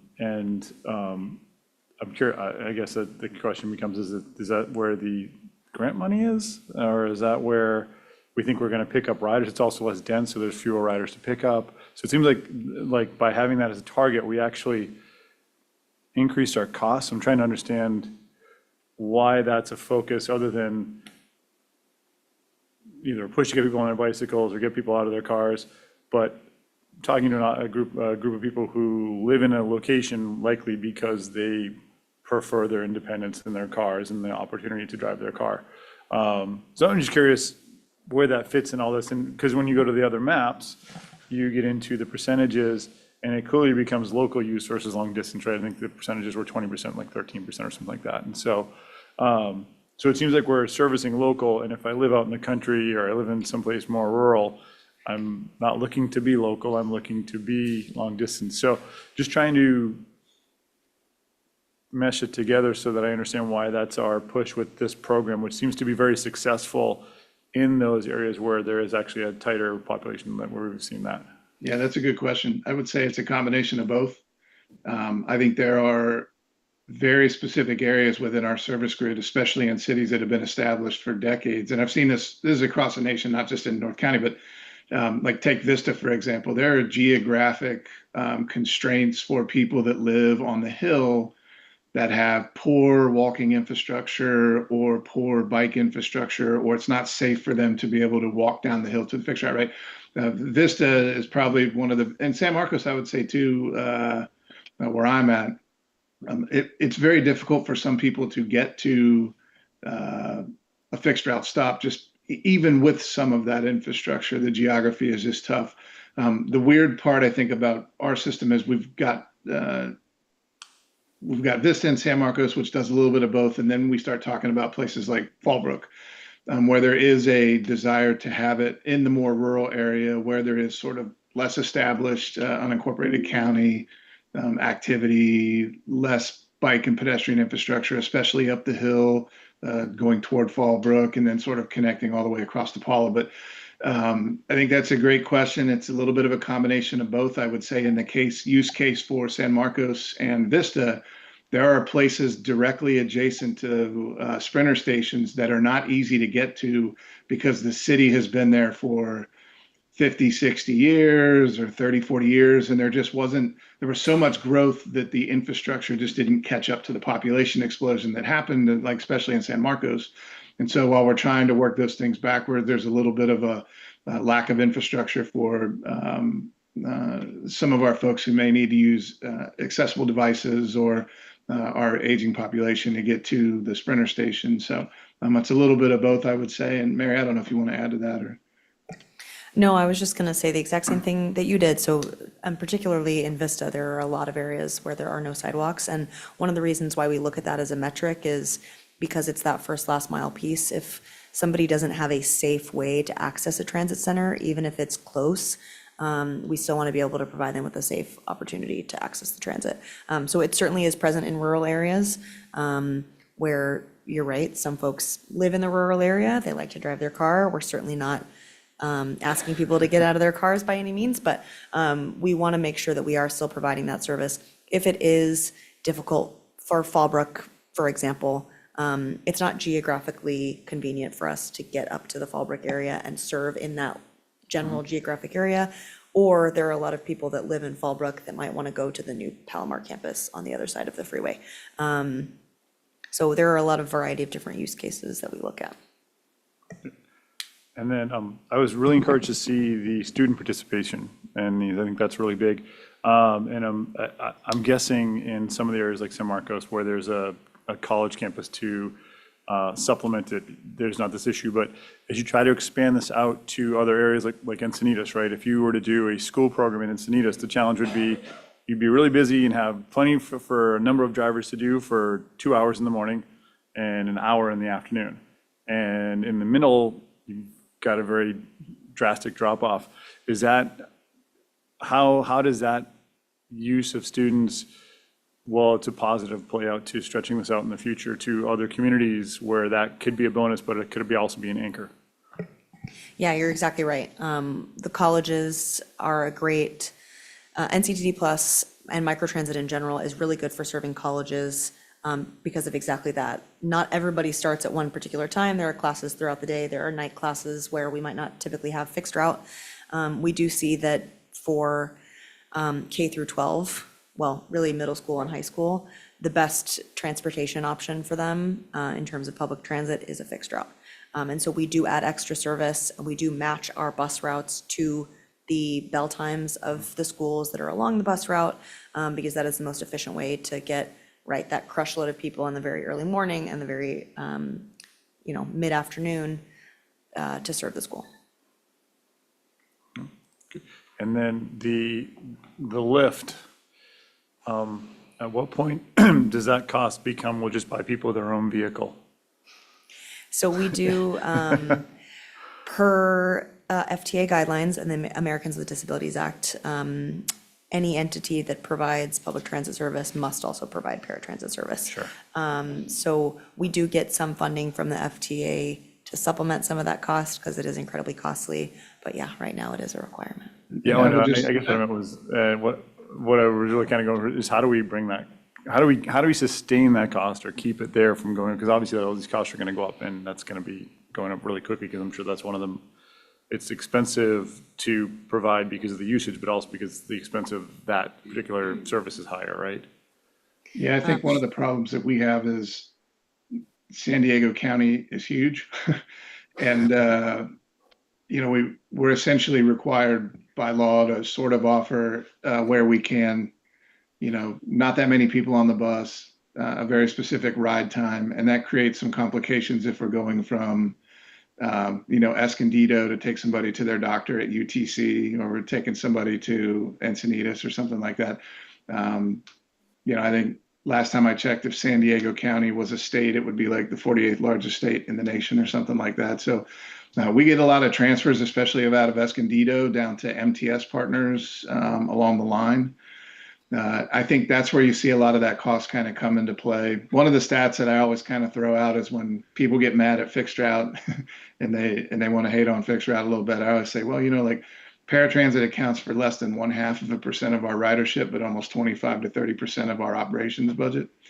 And, we don't really throw that out there as a negative. We throw it out there as like, it's a complement of services that as an agency, we should provide to the public as a function of good. But you're absolutely right. That cost continues to go up. I think it's a lot higher here than it has been in other places that I've worked at, just because of the geographical nature of, someone moved to North County to cut down on their potential costs of living, or they've moved even a little further out to like Menifee or Temecula, and so they'll come down and utilize the service to get to their doctor they had for 20 years. It's in Encinitas or Vista or Oceanside.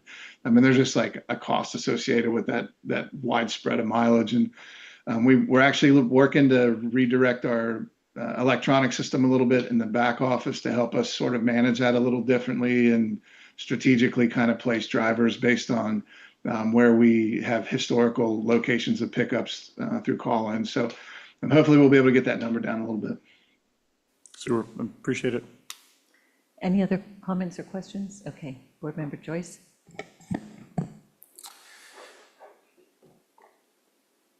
The number that you gave for Sprinter connections in San Marcos was 13%. Do we have like a target percentage that we're aiming for with this service? Because I know that, it is one of the primary drivers just to get people connected to our services. So I would have thought 13% sounded low for what we would be shooting for. Yeah, we do. I don't know that we have a specific target, especially since the service is in its infancy. It's been operating for 2 years in the city of San Marcos.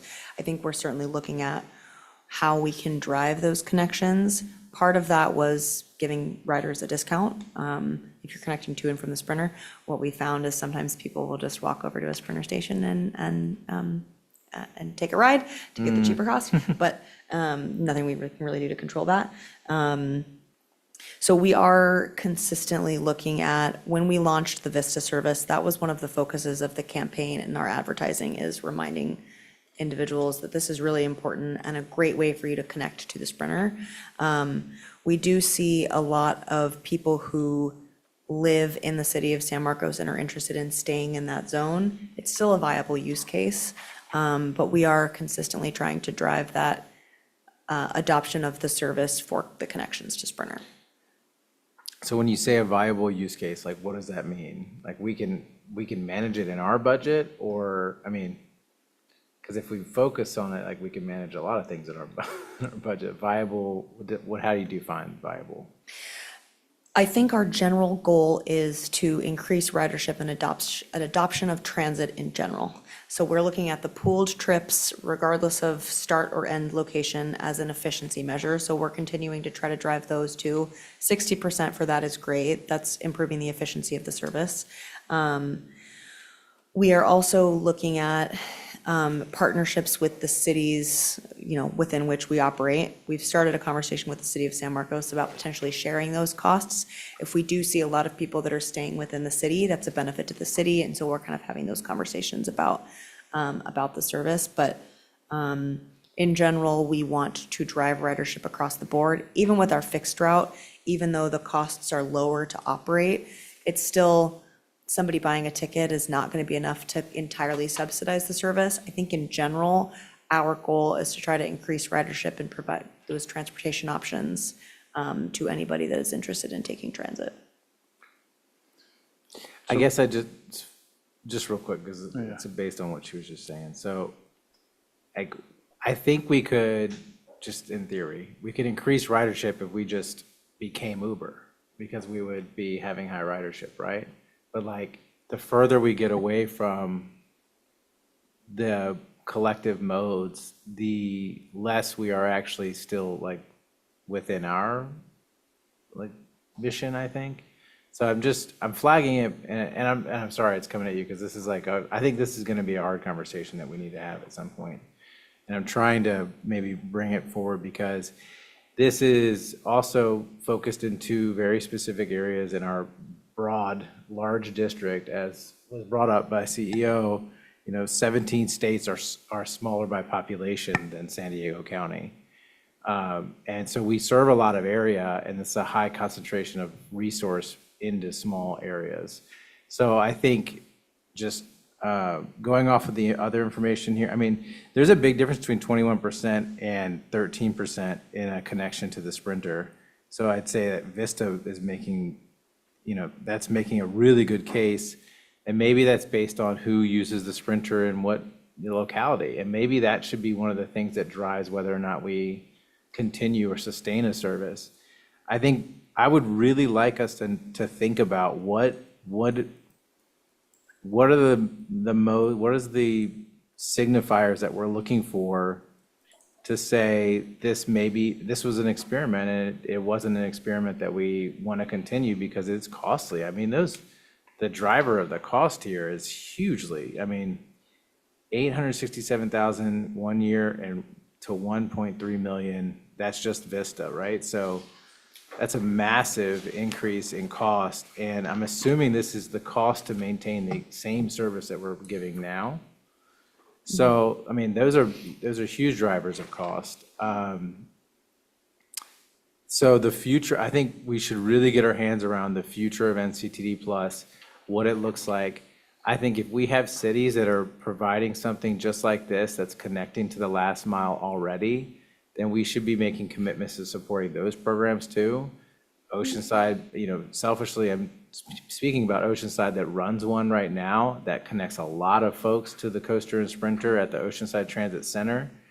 And, we're struggling to cover that. That's on the chopping block every single year with our funding as well. So if we're doing this to truly connect people to those services, then we should be partnering with any of the cities that are running programs that do that connection to our modes. That's my opinion. Yeah, I would say I don't, I'm sorry. No, please. I was gonna say, I don't think that I disagree with your assessment. I've been doing demand response when it became a big thing 10 years ago. I would say there are definitely some benefits to it. The cost occasionally is not one of them. To sort of answer your earlier question, I probably wasn't too surprised that connections to the Sprinter station in San Marcos were 13 to 20%. That's kind of where I thought they'd be. I'm actually surprised that Vista's not higher. I thought Vista would probably be in the 35 to 40% range just based on the amount of fixed route service that we have in Vista. San Marcos historically has had the 347. There's another couple of routes that have touch points in San Marcos, but as big as San Marcos is as a city, it had relatively little fixed route service. Vista, on the other hand, has a significant amount of fixed route service and a hub that's in Vista that connects at the Sprinter station. I sort of expected Sprinter connections in Vista to be probably closer to 30% in the, 35% in the first year, and then probably balloon a little bit from there. I ride NCTD Plus in San Marcos. I can tell you it's a lot of students either going to the high school or to the college or transferring between. If they miss a 347, they'll jump on it to go from Palomar to Cal State San Marcos. They use it a lot in the evening to get to the grocery store and a few other areas over there. The high school students in the morning, it's hard for me to get a trip booked in the morning because the high school students are using a lot. In fact, I was on there the other day, yesterday or Monday, and there were, out of the four of us that were in the van, three of them were going to Cal State San Marcos from the neighborhoods. And so it kind of goes back to, and I remember when I interviewed here, one of the things we talked about was statistical analysis. And if you look at a route like the 347 on our fixed route side, it is statistically one of the worst routes we have in the fleet. But I would argue it's one of the most important ones because it's the connectivity piece between Cal State San Marcos and Palomar. We do have Sprinter service that also sort of does that, but it helps get the college kids throughout San Marcos to live in the dorms or be able to do some of the things they need to do. So we kind of quantify that a little bit when we're looking at what routes probably should move. But I don't disagree with your assessment at all that the cost is a little concerning. And what does that mean if we expand it? How do we manage that in real time? And so I appreciate those comments. The only thing that I'll add to Sean's comments is that I forgot to mention at the top of the presentation is this is intended to be a precursor to a larger service overview conversation that we expect to have at the July workshop of the board. Yoon's budget presentation last month, we talked about potential deficits that we might have in the coming years. If we're unable to close those and push comes to shove, we wanted the board to be able to have some pre-existing knowledge of all of our services, the purposes of all of our services, and then some of the costs associated, so that if we get to a point where we have to make some and have those really challenging discussions about our services, what's worthwhile to continue to provide and what we might unfortunately have to let go of. We will certainly be starting that conversation at the July workshop next month. I was just kind of into the point of the 13 and the 21%, and the big shift from district. I feel like we're still at the point with this program though where we're trying to figure out where it fits, right? And so the information, well, yeah, we want everyone to get on all modes of travel, but in the end, we need to give them a vehicle to use in the way that they're going to use it. And so with this information, it's a work in progress in my mind of developing efficiencies within it and not trying to get them to go and use more. If this is how they're going to use it, how do we provide it efficiently, right? And I think that's what you're saying too. But just kind of realize. So the 13 and the 20% are great feedback numbers, but I don't know that they are reasons to evaluate success or not. And I think they're guiding numbers to look at. and they're really useful in that regard. Okay, I just have one question and one wishful thinking. Question is, what are the hours of operation for NCTD Plus? It varies across zone and across weekday and weekend, but it's around 6 a.m. to 8 a.m. on the weekday, and then I believe it's 8 to 8 on the weekends. Okay. And then, is it possible that, since it's such a service for the two colleges, that they could help with funding?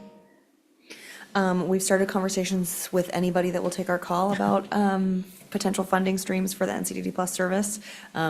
So, you know this as a city official, and everybody is a little bit constrained at the moment in terms of finances. So we're starting the conversation. Furthest we've gotten is with the city of San Marcos. They've been a great partner, and they recognize the viability of the service and the benefits to their residents and visitors of the service in the city of San Marcos. So they're willing to chip in at least a little bit in the interim and maybe scale it going forward. But yeah, we're continuing to have those conversations and starting those conversations with anybody that might be interested. And my Yeah, we've last got a good question- relationship with Palomar and Cal State San Marcos. We're in a really good partnership space right now with Palomar, where we just started an apprenticeship program. So we want to be thoughtful that we don't hit them with another one right out the gate. But Cal State San Marcos is definitely an opportunity center for us. We have a fair amount of students that utilize Sprinter with the elevated station there on campus, as well as bus service between the 347 and NCTD Plus. So for the paratransit, is it possible to ever think that maybe Medicaid and Medicare might cover some of those fees for transportation for individuals who are on disability, for instance? It does, actually. We are able to bill the county for a small portion of reimbursement through Medi-Cal. It does not cover nearly what it maybe should, but that's neither here nor there. And you bill per rider or just a global fee? So we're very careful because also per FTA guidelines,